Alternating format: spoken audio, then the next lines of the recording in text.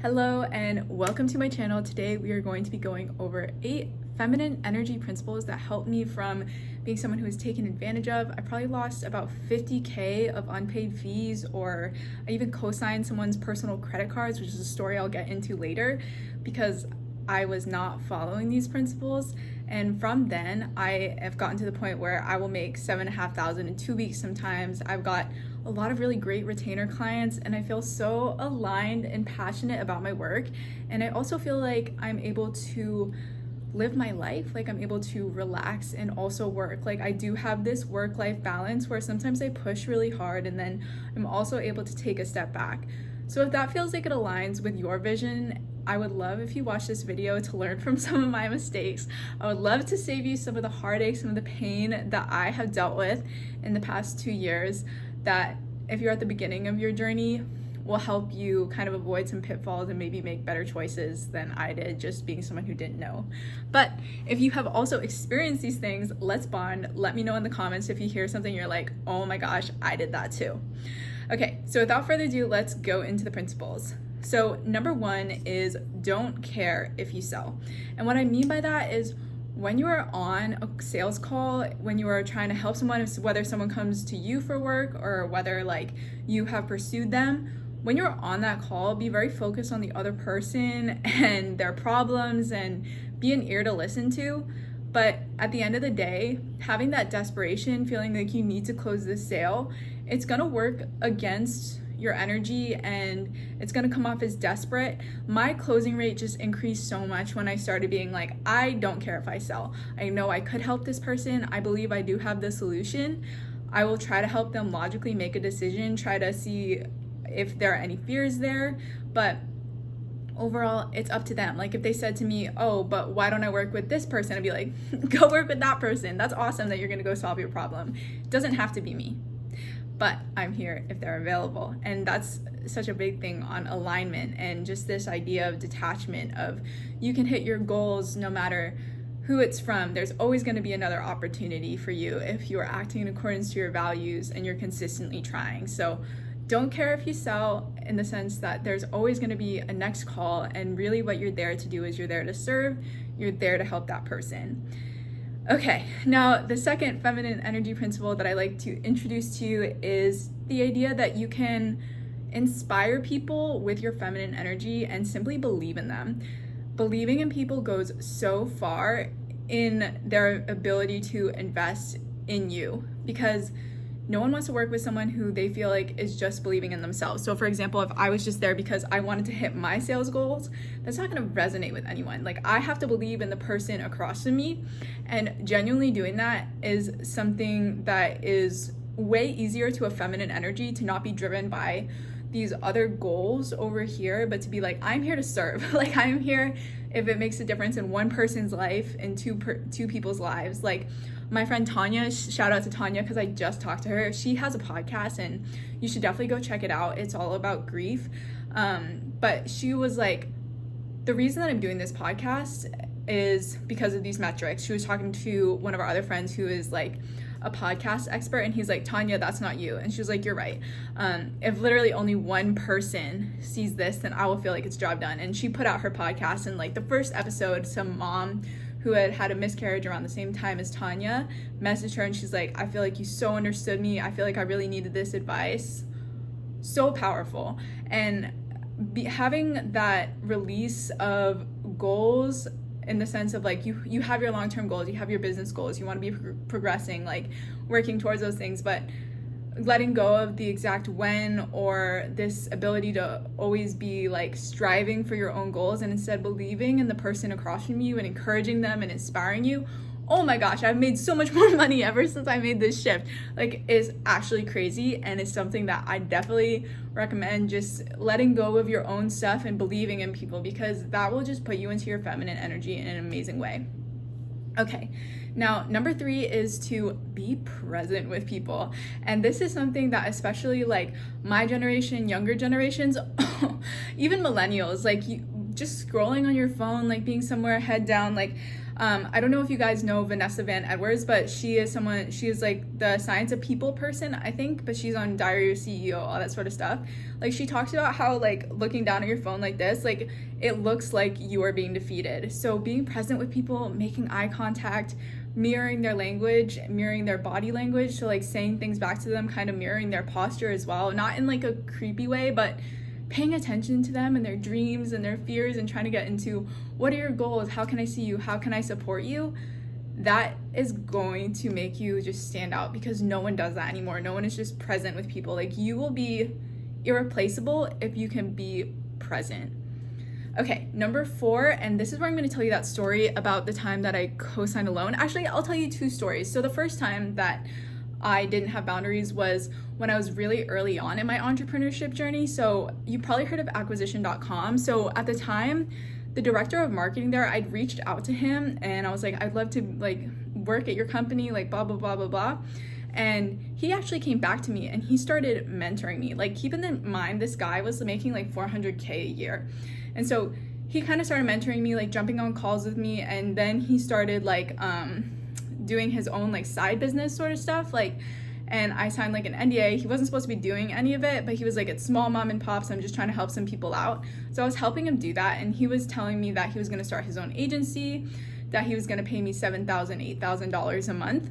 And he just kept on future promising me this stuff, and I never got paid. He even like went as far to be like, send me your Venmo. And I was working with this guy for a few months, literally doing work for him. Like, one of the companies that was working for him, they were paying him like $15K a month. He didn't pay me anything of that money.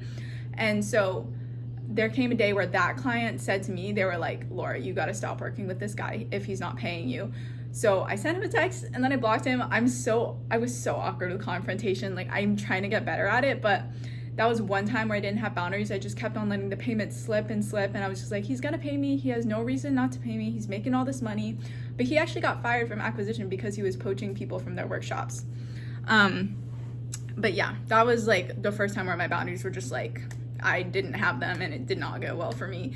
And it was also a lesson that like, you can love a company and you can think that the founders are amazing. Like, not everyone who works within the companies is gonna have the same values all the time as the people who are leading the company. And that is like not a knock on the company at all, because they let him go because he didn't have those values, which I think signaled integrity on their part. So give a lot of credit to them. And like the client and I were actually talking, the one that he had like taken from the workshop, and we were like, yeah, if you reach out to them, they would probably do something to correct this situation and make it right and give you the money that you paid for him. But she didn't end up doing that. So I just want to say, like, no beef, but yeah, that guy, that was like the first time I didn't have boundaries.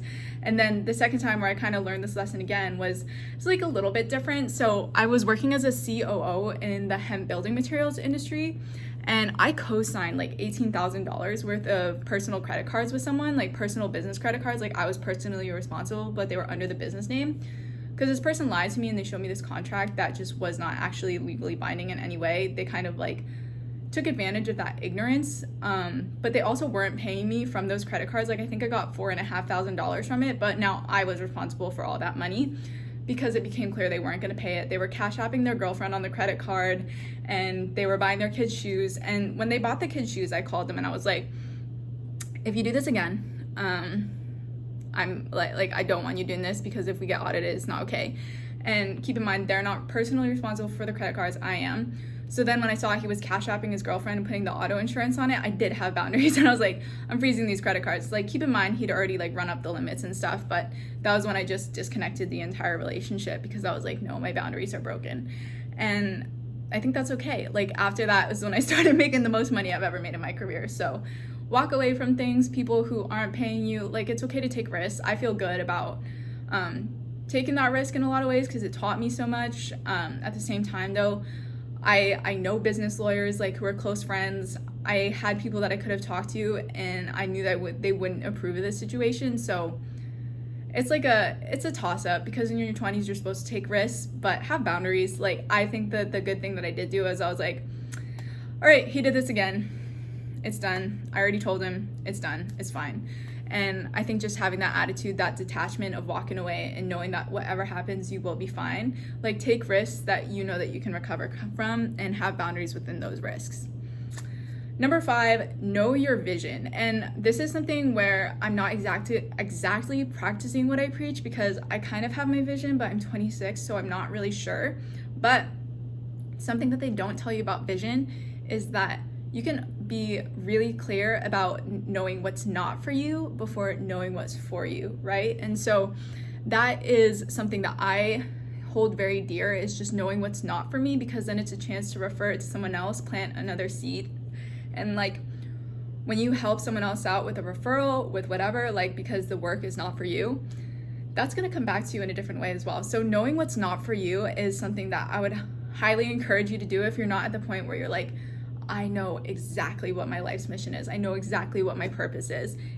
I am going to fixate on this one thing. Everything else just fades into the background. Like me at 26, I at least know that there are certain things not for me. Like, especially values-wise, like knowing stealing, cheating, lying, not for me. Anything like that, I'm out. Like, I just don't want to be involved, and that's done.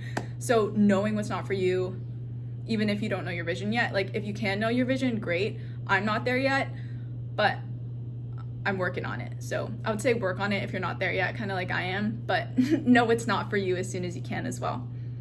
Okay, number 6, prioritize self-care. And now, like those super successful people, like people who want to make $1 billion, like Leo Hermosi or Cody Sanchez, might be like, no, just do the work first. But at the same time, they dress cute, they have like long hair and stuff. Like putting on makeup and doing your hair nice, like makes you more money. Statistically, it makes you more money. I forget exactly by how much, but there are studies to confirm this if you just want to Google it. But for me right now, I'm really focusing on my hair goals. Like, use your feminine energy to tap in these little obsessions, because it makes life so playful, so fun. Like, if you can bring play and fun to the workplace, to the people that you work with, like, you will be irreplaceable. Like, if you can have skill and also be the personality hire, like, who is going to fire you? Who is going to release you as someone that, as an agency or as like a point of contact, if you can just bring not only skill and results, but also personality into this whole thing? Like, be the personality hire that can also get stuff done. And part of that is like self-care, like just having your like fun goals that just invigorate you with life, because that type of energy is so freaking infectious, and I love that for you and me. And number 7 is leading by value. So like I said, like something that I'm super clear on is knowing what is not for me, and the easiest place where I find that is through what is not my values, like what I absolutely will not tolerate, what I will not accept. And this kind of goes into the boundaries conversation as well. Like, you can know your boundaries by knowing your values. And of course, it's all fluid. Like, I struggle with this stuff still sometimes, like, but knowing that, okay, if I value faith, which I do, I'm Christian, I will not work on Sundays. And that is my value. That is something that I don't want to do. I'm going to prioritize taking the Sabbath. Or, for example, if I have some sort of like person from the church call me and they need something for the church, like I will prioritize doing that thing with the church over maybe some other networking event sort of thing. So it's like, where are you going to sacrifice, where are you going to prioritize? I think that's what values help with a lot. So knowing your values, very, very helpful. Knowing that, so say for example, if your value is integrity, like let's say that you, for example, I'm a marketer, and you see that there is like a small typo on something you've had to export 5 times, and you're gonna have to go back and spend another hour on the document, but probably like no one would notice except for you. Integrity would be going back and making that change just because you would know and God would know, and like there's a very small chance that someone would catch you. So making your decisions based on values, like it's not only feminine energy. I think anyone who nails this is gonna be very successful in life, but like it's so crucial for the boundaries piece, which is a very strong part of feminine energy. Okay, number 8, show up. Show up, because a huge part of feminine energy as well is having the confidence that you're going to be okay no matter the situation.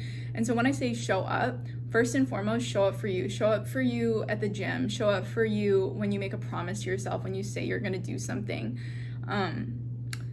It's hard to do. I would say that this book I have right here, Tony Robbins, is really good at explaining the idea that you need to shift your identity so that way certain actions call to you and certain actions do not. So say like I shifted my identity to someone who's really good at LinkedIn, I'll be prioritizing things around LinkedIn and I would be less inclined to do anything else that wasn't that.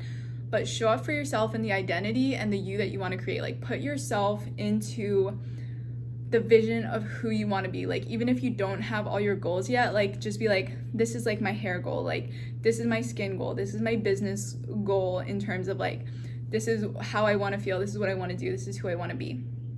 And show up for that version of yourself. Like if you want to be someone who is a mom who also works and goes to the gym, like show up for yourself for those things, even if it's only like 20%. Like my husband actually makes fun of me kind of because I'll go to the gym and sometimes I'll only go for 20 minutes, but if it's a gym day, I'm going to the gym. Or I'm gonna do some sort of workout to stay accountable and stay consistent. And that has given me just such a sense of inner peace because I know I show up for me. And when I show up for me as well, I prioritize me, and therefore I know what to say yes to and what to say no to in terms of the time that I have and the energy that I have. And people will be fine if you say no. They'll find out another way. What they won't be fine with is if you say yes and then you flake. Okay, so be someone who shows up for you so that way you have the capacity to know how much energy you have left over for other people. And you will have so much more than you actually think, and you'll be so invigorated with life if you're just able to remove the guilt of sometimes not doing. Especially as women, like when I'm about to get my period, even though I'm on the pill, like I'm married and I got on the pill, I still have those cycles and I still feel like very tired before my period. And for the longest time, I felt really guilty about that. But leaning into that energy, leaning into my body, and then allowing myself to rest gives me periods like this, like how I am right now, where it's like at the beginning stage of my cycle, I'm so energized, I'm so creative, and it allows you to experience the full breadth of what your cycle can give you and what your energy levels can give you if you allow yourself to rest when you need it. Like our body tells us things for a reason.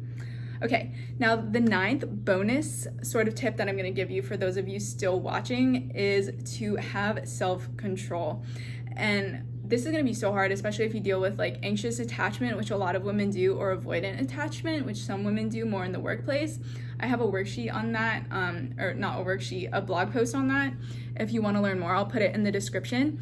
But avoidant or anxious attachment can really screw up the things that you do and the behaviors that you have and can sabotage you.